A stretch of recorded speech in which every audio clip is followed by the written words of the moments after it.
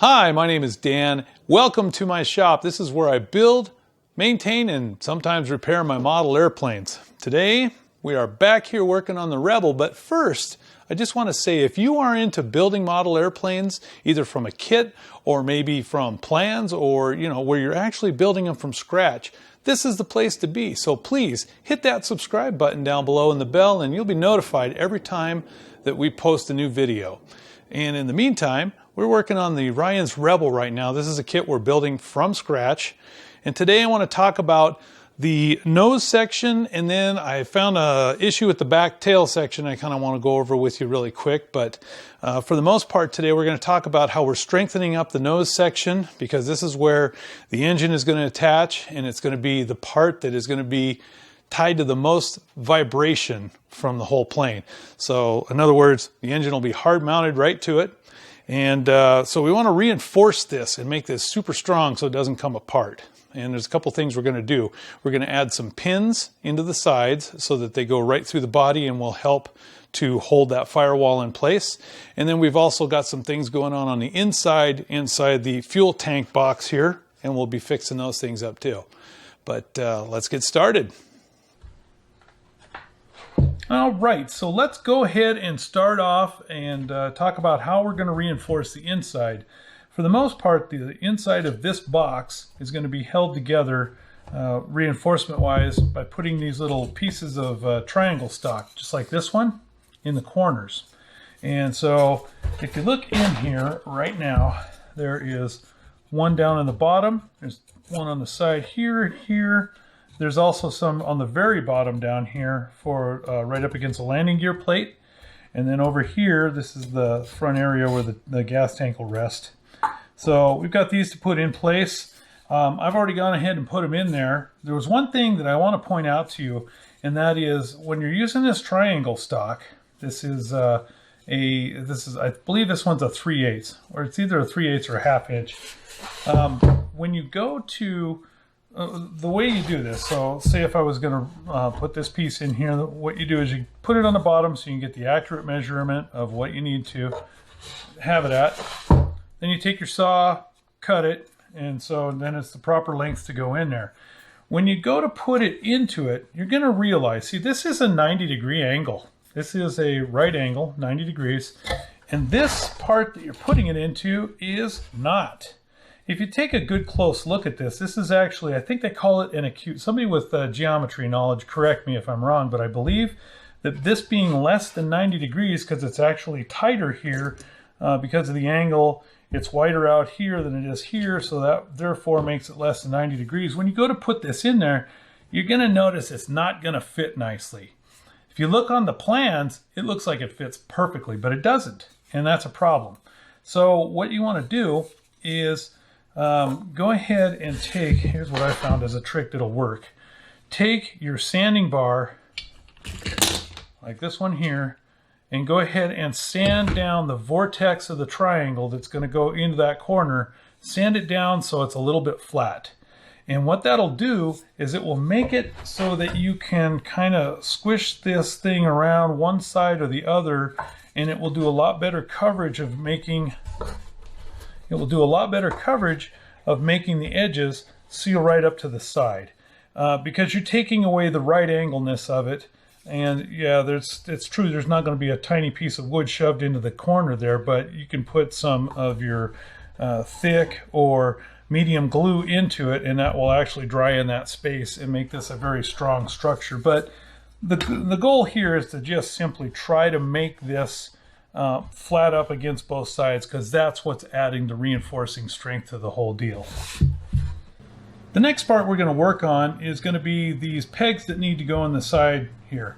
So if you look on the plans, you'll see that there are some pegs that go into it. What I like to use, I think the author used dowels.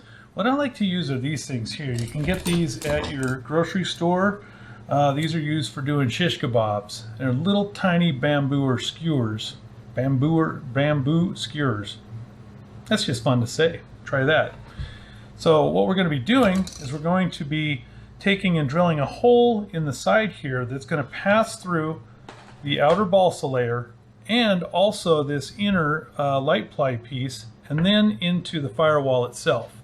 And so we've got 3 different pieces of wood that this skewer is going to be passing through and help lock it into place. Now you don't have to go 1.5 feet into the firewall to get it done. You really only need to go somewhere between 1/8 and 1/4 of an inch into it. So when what I did here was I went ahead and plotted for 5 of them to be set in place. They are all right about 1 inch apart from each other. And so we'll go ahead and put those, go ahead and drill the holes for it.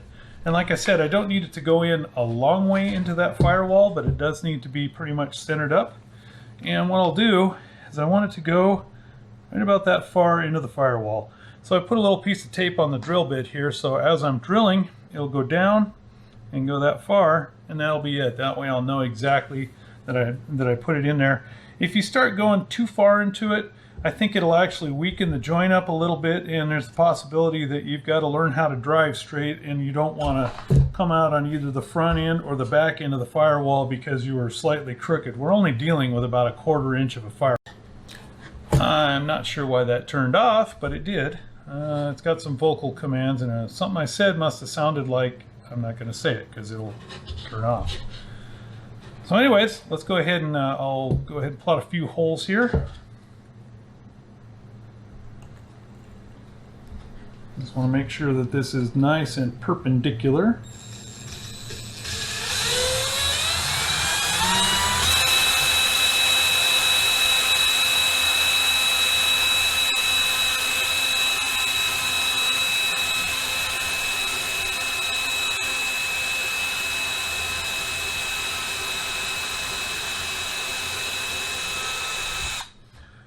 Okay, so I didn't do that in slow motion. This drill bit is not the sharpest drill bit. And there we go. We've got 1 hole right there. So that'll fit that will fit the bamboo skewers. And we just shove that in there till it's all the way in. Now, I'll go ahead and pull that one out because I'll show you something else. Lucky for you, I've already pre-drilled the holes on the other side, and I've already pre-cut the bamboo skewers. So we're just going to go stick those in there like so.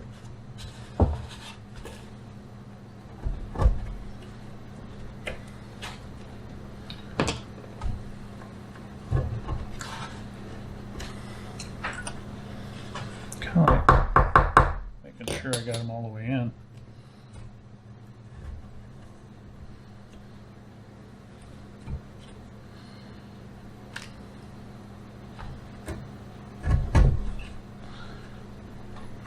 Right. First thing we're going to do is we're going to go ahead and put a thin CA down into these. I'm just going to stick it in there and fill it up. Want that to kind of wick down into that bamboo.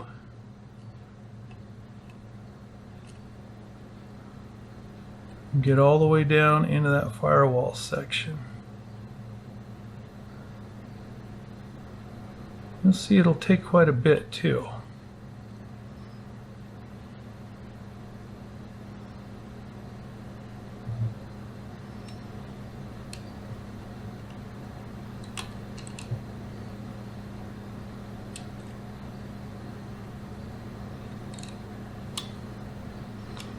Go back and hit them one more time.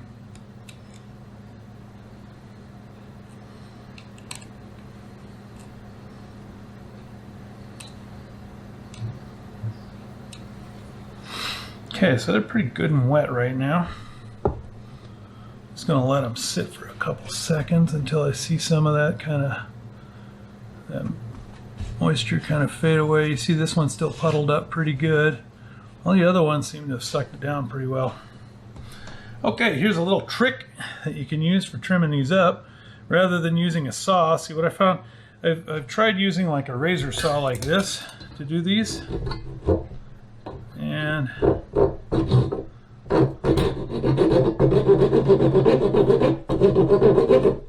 that kind of works. Kind of takes a lot of skill. I find that just coming by and using a regular diagonal cutters like this and just chopping them off works just as well. Of course, those things are like flying all over the shop right now, so. Oh, this one came back. Nice. Okay, so they're all set up like that. So the next step is to take a sanding block and just kind of work them down to the wood. This is a fairly fine grain of sandpaper I'm trying first.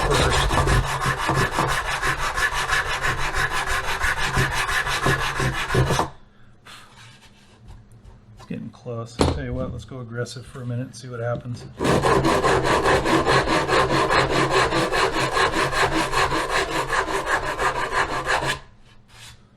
There you go.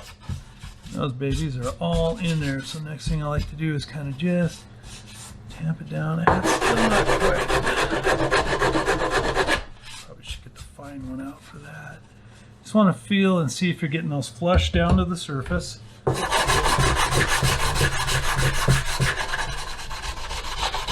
with the grain to finish out. Yeah, those look pretty good. I think what I'll do is I will hit them with just one more little dab of thin CA glue, because what's going on right there is you can see the sawdust is kind of filling the hole, and I kind of like to use that sawdust as a filler, a nice hard filling anyways. Get that to kind of dry a bit, and actually I want it to puddle, so I'll go ahead and wipe off the excess, and we'll go ahead and sand down just a little bit more. Oh, there you have it. Nice set of pigs already in there. Only took a couple minutes to do that too. But anyways, that's how I'll go ahead and go back and reinforce that other side since I started drilling the hole in it. And that will complete that though. So this reinforcement is going to add a lot of strength laterally to it. That'll protect it from when it takes a good jolt on a landing. You know, that'll help by having that lateral strength built into the actual firewall itself. Next part we're working on here is actually in the absolute opposite end of the airplane. We're going to be talking about the mounting of the servos in the back here. This is going to be the location. It's right below the stabilizer where the two elevator servos are going to go. And after drilling these, after cutting these spots out, I discovered that we're going to have an issue. And here it is. Let's go ahead and put one of them in. Okay. So let's see here. This servo is going to go. Nice and tight fit. Okay, see, we've got the servo now. That's exactly where it's going to be mounted and so forth. But then take a look at this. Here's the issue we've got. Got this servo right here. Let's see if we can, I'm going to make sure that you can see that okay. See how far that servo travels into the body? Quite a bit. In fact, where's my second one? Here it is. Here's the second servo. And it is going to have to go in there as well. You can see what the problem is. These servos are going to hit each other. It's not going to work. So what we need to do for this is go ahead and get that hole cut, and then go back to your scrap box and find this. Remember this guy? This is the leftover piece of the 3/8 by 3/8 spruce spar that we put in the middle of the airplane. We put 4 of these actually in there. So you should have some of these left over. What you're going to want to do is take and cut these down so that you can build yourself a little rail, like so. And these rails are going to go right out here. We're going to put them underneath there. They're going to mount onto the exterior of the body, where we're putting the servos at. And I'm just going to go ahead and stage them in place for right now. But I'll show you what a difference this is going to make. Okay, so we still got the servo in place. Got the rails underneath it now. And if you take a look at how far it goes into the body now, you can see it only goes a little bit more than 1/4 of an inch at this point. And so if we got both of them doing that, we will have proper clearance on both sides and actually a little bit of space in between the servos here, have plenty of clearance. And a lot of people would say, hey Dan, why are you mounting them so far back? I mean, why wouldn't you just go ahead and move it like maybe a bay forward, or even more forward, I guess, or have them internal? Well, I want to have them on the external. On the prototype plane that my buddy Mark flies, he's got to mount it all the way out here, and he had to actually add weight to the front still. So these are obviously not going to be a problem as far as weight goes to the back. But the main reason I want to keep these so far back is because I want to keep this control rod right here as short as possible. I don't want it to be long, because when you lengthen out, the longer the rod is, the more susceptible it's going to be to having flex in it when it starts getting resistance from the elevator pushing back on it. So nice short rods are what you always want to have when it comes to control surfaces, because you don't want this thing flexing at all. And so I'll be able to put two of those right next to each other. They'll have the same short rods on them. I don't have to offset the servos in any way, so so when I go to program it in my radio, they should have exactly the same amount of lateral movement, and it will give it exactly the same amount of control on both surfaces, even though they're going to be independently run. The last part I want to talk about today is the closing up of this area. I'm going to go ahead and talk about this hatch. On the plans, it calls for this to become a hatch, so it would go on like this, and then see where these marks are. This is where I guess you would go ahead and cut it so that this would be a removable, this section here would be a removable hatch that you maybe seal down with screws on each corner, and that way you could get into this part of the airplane. The problem was I can't see a really good reason to need access to this area very often. I can put the fuel tank in through the hollow bulkhead through the inside here, and then the tubes passing through the outside, that's not that big of a deal to just, push them through. And that's pretty much it. There's never going to be a point where I need to actively work on the gas tank from in there, because typically when you work on a gas tank on a model airplane, you just simply pull it out, pull the tubes back out, and then when you go to put it back in, you route the tubes back in and pull it back in. You don't really need to be reaching in here. I can't see a purpose for that, other than if you wanted to just observe it to see if there was some other problem, but pretty rare. So I think this is an opportunity to make this even stronger. I'm going to leave it all as one piece and glue it on and make it all nice and tight set. I might even take some of that triangle stock and run it along the top to help give it even more surface to bite on and hold and glue and make this even stronger. So that's the last thing I'll be doing on the front end to strengthen it up. And then we'll start looking at other things that need to be done, like covering and stuff like that. We'll talk about that next time. Hey, thanks for coming by again today and checking out and seeing how things are going. And we'll be, like I said, we're progressing along fairly well right now. I'm sorry this video has taken a while to bring out as compared. I was trying for weekly, and we've had a lot of things going on around here. The shop itself is in a dire mess right now because we've had like 2 or 3 other projects going on.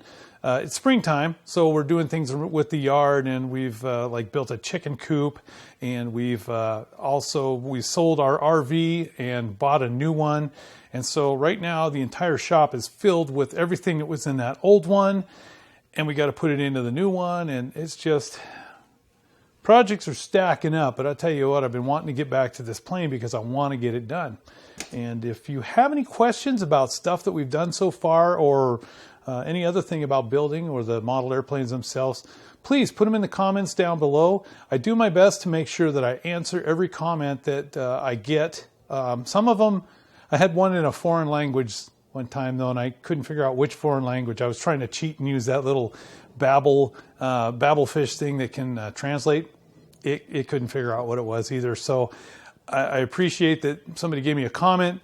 I just have no idea what it says. I recognize a few words in it, but I really didn't get the gist of it. But it's a lot of fun to answer your comments and your questions that you have about airplanes. And it sounds like we've inspired a few people. And I mean, our subscribers, we've gone up. I think the last time I checked, we're real close to about I think it's around 250, 260 right now. Wow. I mean, it's just like going up every day. It's really exciting to see new people coming on board.